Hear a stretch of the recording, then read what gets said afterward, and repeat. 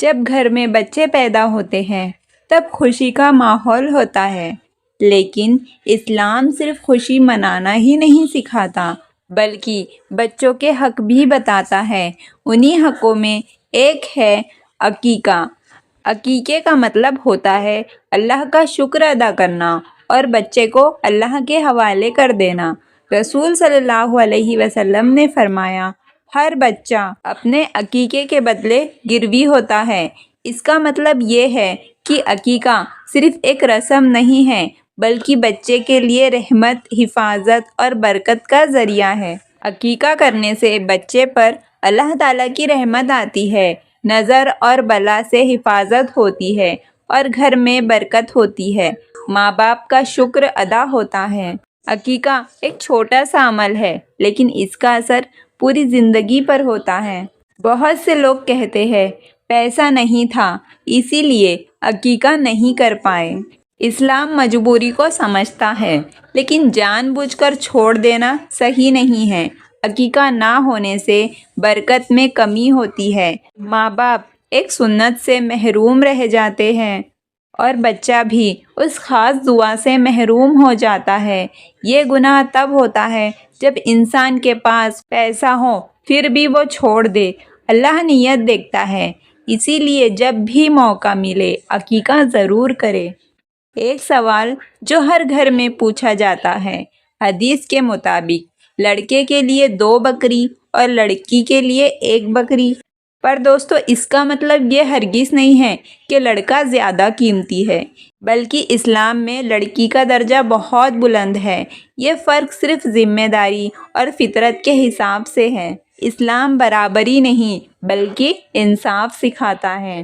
ایک سوال یہ بھی بہت پوچھا جاتا ہے کہ عقیقہ کب تک کرنا چاہیے؟ کیا صرف 7 دن کے اندر ہی عقیقہ ہوتا ہے؟ دیکھیے، سب سے بہتر وقت 7واں دن ہے۔ اگر نہ ہو سکے تو 14 یا 21 دن۔ اگر پھر بھی نہ ہو پائے تو بعد میں بھی کیا جا سکتا ہے۔ بچہ بڑا ہونے کے بعد بھی اپنا عقیقہ کر سکتا ہے۔ دیر ہو جانا گناہ نہیں ہے مگر چھوڑ دینا غلط ہے۔ اور ہاں دوستو، عقیقہ کے دن یہ 7 کام ضرور کرے۔ پہلا، صاف دل سے نیت کرے۔ دوسرا، اللہ کا شکر ادا کرے۔ تیسرا، بچے کا اچھا نام رکھے۔ چوتھا، بال کٹا لے۔ پانچواں، بالوں کے وزن کے برابر چاندی صدقہ کرے۔ چھٹا، گوشت کی صحیح تقسیم کرے۔ اور ساتواں، دعا کرے۔ دوستو، یہ 7 کام عقیقے کو مکمل بناتے ہیں۔